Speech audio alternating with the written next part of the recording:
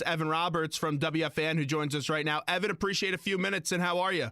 Anytime. I'm doing fantastic. Well, thank you for coming on. I'm surprised you say you're doing fantastic because you are a Jets fan, Evan. Well, listen, yeah, I'm also an Islander and Net fan. And this entire weekend, I came away thinking, thank God I'm a Mets fan. And I never, ever thought I would utter that statement in my entire life, that I'm thanking the sports lords that my dad made me a Met fan, because the other three teams, one after another this weekend, just prove what type of disgraces they are. You know, it's actually a little bit bizarre because I was thanking the Wilpons a few weeks ago when they re-signed Cespedes and Sandy Alderson got him back in. I never thought I'd be thanking the Wilpons ever again. No, I know. It's a bizarre world when I'm thanking and you're thanking. We actually love the Wilpons, but give it time, because I'm sure there will be a moment relatively soon where we start cursing them out again. What do you think happens in the outfield? Is Bruce leaving, Granderson leaving? Who's leaving? They're probably going to end up giving away Jay Bruce for very little, because it doesn't sound like there's much of a market for either. But to me, I've got this strange feeling that Jay Bruce in a contract year, even in New York, would have a monster year. But Granderson's done it. Granderson actually made a great catch in center field during that wild card game, as much as I try to regret it or try to forget about it. So the odds are, I bet you they give away Bruce for some middling reliever. It turns out to be kind of a nothing trade, but yeah, that's the one aspect of the Mets that you still have to remember. They still need to clear money. You know, money is still a big factor. So they probably give him away, and you're looking at Granderson sticking here, Yoenis in left field, and then Juan Lagares and Michael Conforto figuring it out in center. Evan Roberts with us right now on the Zach Gelb Show. We'll get to the Jets in just a bit. Let's start with the positive, and that's the New York Football Giants. And yesterday, Evan, that red zone defense and that defense as a whole was just brilliant. It kind of is remarkable when you think that last year this was one of the worst defenses in the NFL, and usually when you go out and you make the big market splashes that the Giants make, it never works out. And you watch yesterday's game, one after another, every move they made, even like the minor ones like Leon Hall. You forget about Leon Hall. He made one of the biggest plays of the game. Right after that big, what I thought was going to be a touchdown pass, and DRC got burned and then saved the touchdown, Leon Hall forces a fumble. So even like the additions that weren't as ballyhooed, you got guys making big plays. They don't let teams get in the end zone. I mean, you watched them yesterday against a quality team. I start to think they could go on another magical run like they did in 07 and 11, especially with a defense that, let's face it, is probably more complete. It's probably a better all-around defense than either of those two championship teams.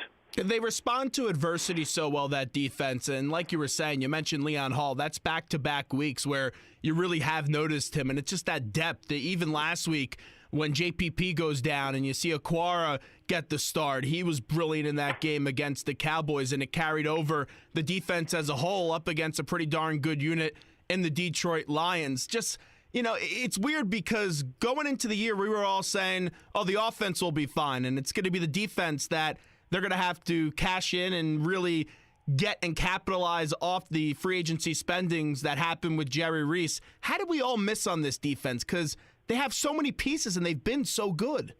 I think it's because we're all so used to big splashes not exactly working out, whether it's the Eagles' dream team that turned out to be a disaster, that you just don't assume that every move a GM makes that Jerry Reese made was going to work out and things were going to mesh as well as they have. It is surprising, and you bring up something that's real true, that they've now dealt with injuries over the last few weeks. They lose Jason Pierre-Paul, who, if you asked me 3 weeks ago who's been the MVP of the defense, it would either have been Landon Collins or Jason Pierre-Paul. They lose JPP. They haven't missed a beat. They lose Janoris Jenkins for the entire second half of this game, and they didn't miss a beat either. So they're dealing with injuries. They're overcoming it. Snack Harrison, which makes me sick as a Jets fan that they let this guy go, because he has been – oh, he's been utterly brilliant. Olivier Vernon's been very, very good. So it's like they've hit on every single move they've made, and then the emergence of Landon Collins too, because that wasn't your big free agent acquisition. This is a young player that's developing into a superstar right before our eyes. So every button that's been pushed defensively has worked, and Spagnuolo deserves credit because as defensive coordinator last year, he didn't have any weapons, and it showed. Now you give him toys, and you see what the potential that they have is. So it's been far better than anyone could have thought. You figured the defense will be significantly better, but not a top 3, top 4 unit, and that's the way they're playing. Is he a head coach, Spagnuolo, next year? You know what? Some team will look at this Giant defense and try to forget his previous head coaching tenure and give him a shot. But I have a feeling Steve Spagnuolo may say to himself, you know what? My best success as a coach, as a coordinator, as anything, has been in New York, so I doubt he leaves. But you know there'll be teams that are going to look at what he's done and start to forget about his previous head coaching tenure and maybe want to give him a shot. Yeah, I think he's also going to only leave if he walks into a right situation. Since he's been through that before, he's going to leave where I think a team has a quarterback and maybe they fire a coach just because they were supposed to be in the playoffs one year and just didn't make it that following year and had a down year. I think he only leaves for the right job. Yeah, I think he'll learn from the past mistakes. So it's going to have to be like this great opportunity, like you said. I'm not sure that'll be out there for him. Yeah, no, you're exactly right. As Evan Roberts with us right now. How about Beckham yesterday? Because every week, and he didn't have 200 yards yesterday, I know, but every week this guy does a jaw-dropping thing. Well, that's the thing. I mean, like, he bailed Eli out. Eli had a good game overall, but he made a pass that wasn't ideal. And, of course, Odell Beckham, makes the beautiful one-handed catch and turns out to be the biggest play of the game. He is annoying, okay? Even Giant fans will admit that. He's a little crazy. He's a little emotional. But he is so that entire offense. Like, he is the entire offense. I was talking to a buddy of mine who kind of said he's like Ioannis in that, as a Met fan, you started to think, you know what, just keep the game close. Ioannis will hit a big home run in the 7th or 8th inning and we'll win. And it's almost the same way. Offense, just keep this thing close. Don't make any big mistakes. Don't turn the ball over. And Odell will make a play. And we've seen him do it. So you deal with the headache that he may be sometimes because he is a once-in-a-generation talent.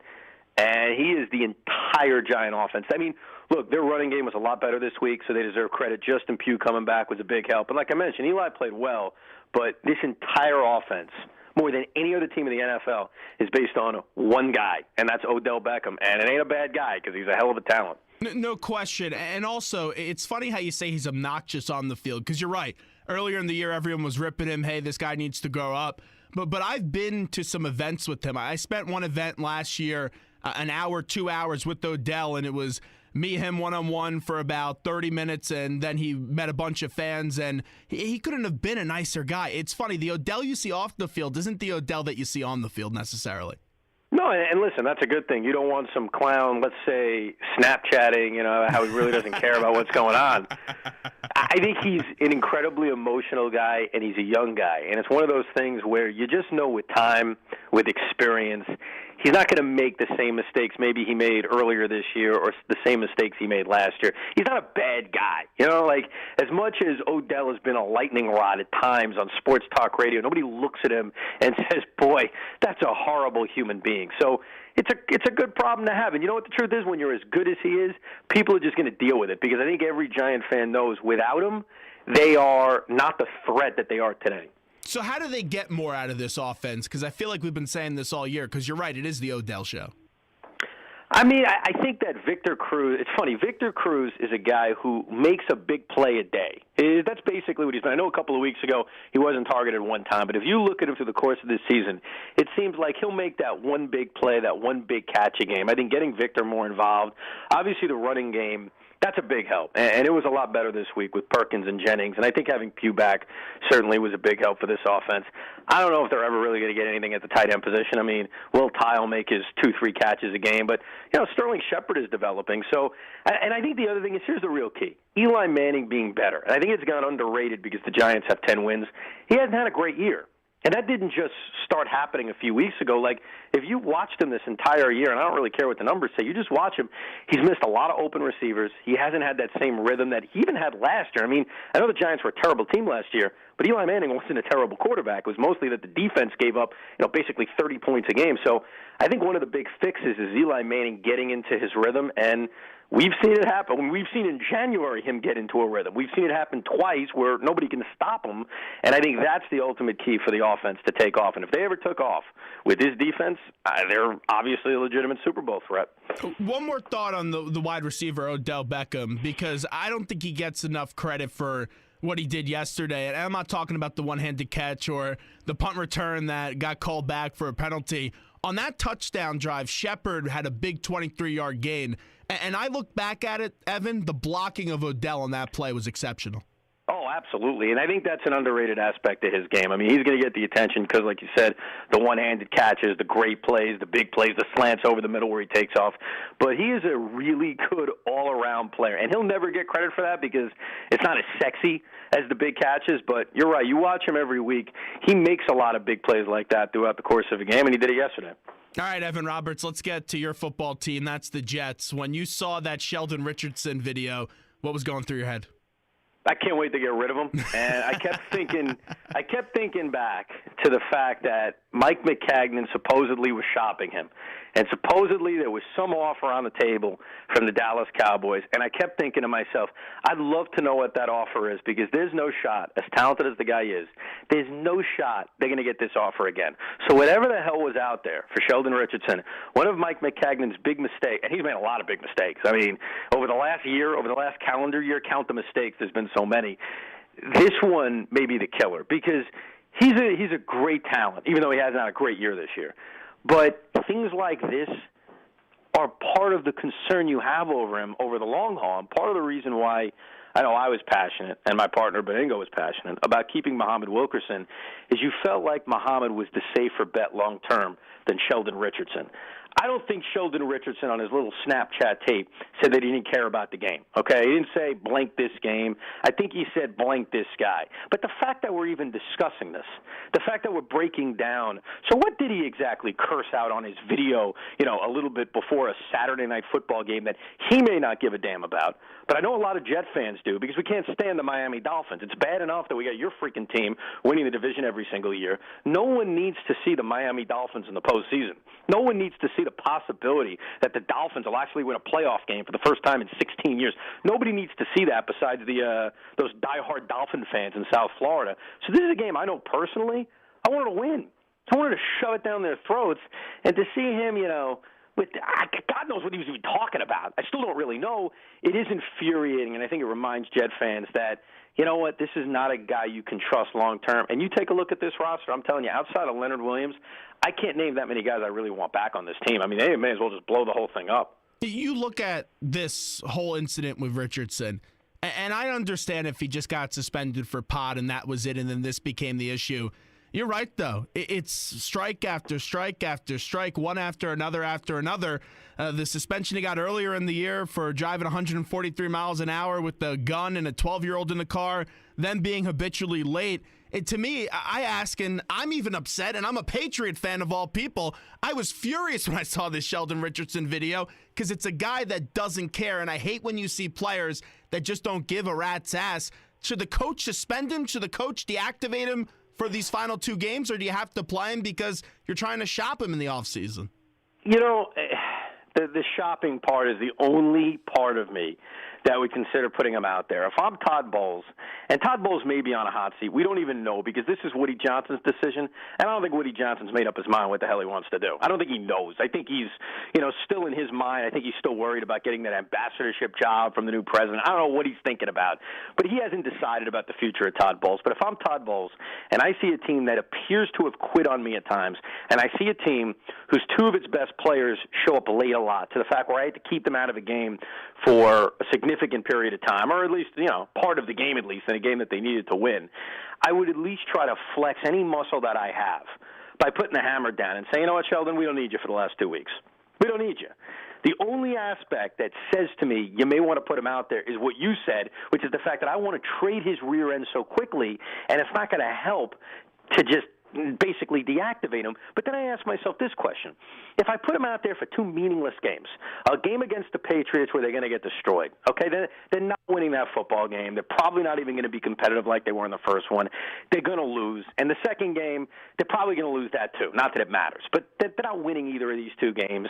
Is it really going to help his value? Like, is there really anything Sheldon Richardson can do in two meaningless football games for his team that he probably doesn't care that much about? Is anything really going to help his trade value?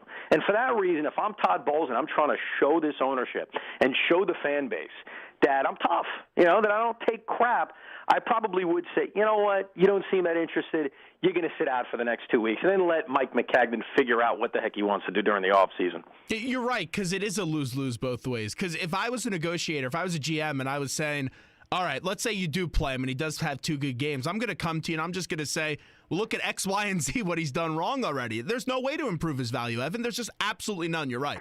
Nothing's going to happen. I mean, unfortunately, they're going to take a hit on this if they decide to trade him at the end of the year, which they probably will because the team needs to make so many changes. I mean, I think that's one of the more depressing things about being a Jet fan right now is not the fact that they're going to have a lost season. It happens, you know. It's the fact that they have absolutely no future. They have absolutely no future. I don't think they have any direction. There isn't like this franchise quarterback coming to save them. They may not draft another quarterback in this draft, nor is there anybody that's going to save them. I have no confidence in Bryce Petty. Who knows about Christian Hackenberg? I mean, the guy can't even get dressed for a game. Like, he's that far away. He's I don't brutal. think we're going to see him. Evan, I saw him play twice in college calling the Temple games. I don't know why you made that draft pick. Well, that says a lot about Mike McCagnon's decision making. If with a second round pick, not a 6th round pick, not like a hey, let's throw this in the wind because you never know. That's bad. I mean, that could be one of those defining picks that a general manager makes that eventually costs you your job. So it's a depressing time because there's really no future. There's no hope for the next couple of years. Before we let you run, how's your baby Jet doing? He's doing fantastic. And he was not named after the football team. Okay, it's very important that he realizes that and everyone else realizes that because this has not been a banner year for the team that shares his name. But he is going to be a Jet fan because you know what? When you're the son of me, you really don't have much of a choice. If I was naming the baby, I would have went with Pat, Evan. I bet you would have. But you know what? By the time, think about this. You're just setting your kid up to be better in life if you name him Pat. Come on. Yeah, but wait a second. By the time he's old enough to understand football, you got to be what, like 7 or 8 years old? Is that like a fair number before you really start to get it? Yeah, that's when I got into it.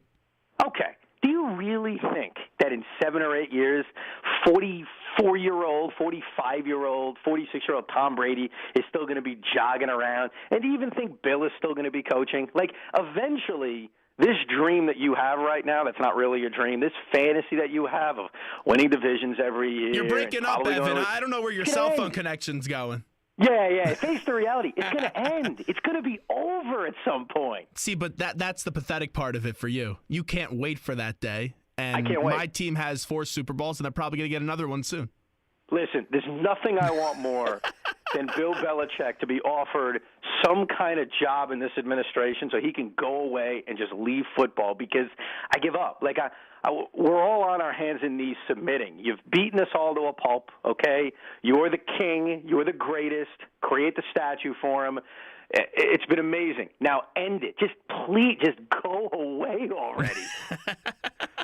Maybe he pulls the Parcells. Maybe he goes coaches the Jets, right? No, he had his moment. He had his 5 seconds until he didn't want to be the HC of the NYJ. We all know how that went. Evan, you're the best. Thanks so much. Have a good one. There's Evan Roberts, a disgruntled and a frustrated Evan Roberts on the Zach Gelb Show. Let's get to this clown Sheldon Richardson, because I know there's some debate on what did he actually say. I listened to that Snapchat video 100 times. He says F this game. There's no doubt about it in my mind. And this is a bozo who was already suspended for smoking marijuana 4 games. Was already suspended another game for driving 143 miles per hour with the gun and a 12-year-old in the back. By the way, that's another issue for another day. How does one get suspended 4 games for smoking pot and then 1 for the other thing I just mentioned? That doesn't make sense. Then this clown, because that's what he is habitually late and gets suspended for a quarter. And then before a football game that he gets paid money for, and that you Jet fans spend your hard-earned money to go see that pathetic team, before a game, he basically tells everyone on Snapchat, F this game. Basically saying, I don't care about the game. The season's over. The team's put the towel in. I've put the towel in. Let's just get on with the rest of the season. That's what he basically said. It's offensive. There's one thing if your team's bad. There's one thing if you don't have the talent. And then there's another thing when you have poor effort. And this guy's lackadaisical attitude is disgusting. And the Jets are stuck with him, because they already picked up his option. $8 million going to him regardless. Now you have a opportunity in the offseason to trade him. What are you going to get back? Because if I'm another team, I'm looking and seeing, all right, pot suspension. All right, another off-the-field suspension. Lateness. And then that video of him saying, F this game. What is the appeal to another team to bring him in other than he's young and he happens to be a pretty darn good football player? But the entitlement is sickening. So what, you're going to trade him away for a 4th, 5th pick? What good does that do for you? Because this is a team that needs talent. They're in a lose-lose situation with this clown. Even if they play him the next 2 games, teams are still going to say, hey, this is what's against the guy right now. This is what's on his resume for things that he's done that has been a disaster. If I'm Todd Bowles and this team right now, it's clear, in that organization, there is 0 accountability. When you have 2 preeminent players walking around thinking they run the show and, oh, I'll show up when I want to for meetings. I'll pick and choose when I want to show up for meetings. It's just gross. And then you add this on and all the other stuff. If I'm Todd Bowles, I'd bring his ass in right now and I sit Sheldon down and I would chastise him. And I would say, Sheldon Richardson, you're suspended for the rest of the year. You don't do this crap. You've already had 3 strikes. You already should have been out. I was being benevolent to you, and the 4th time, that's it. That's what Todd Bowles has to do. Do I have any confidence that Todd Bowles is going to do that publicly? No. Do I have any confidence that Todd Bowles maybe sits him out for a quarter next game? Yeah, sure. But that does nothing. Because you already did that once this year, a few weeks ago, and he spit right back in your face, Todd. Todd, hold your players accountable. Sit this buffoon down and say you're not playing on my football team for the last 2 weeks of the season. Because this guy, time and time again and again and again, continues to say, who cares? It's a privilege to play in this league. Don't be a jackass.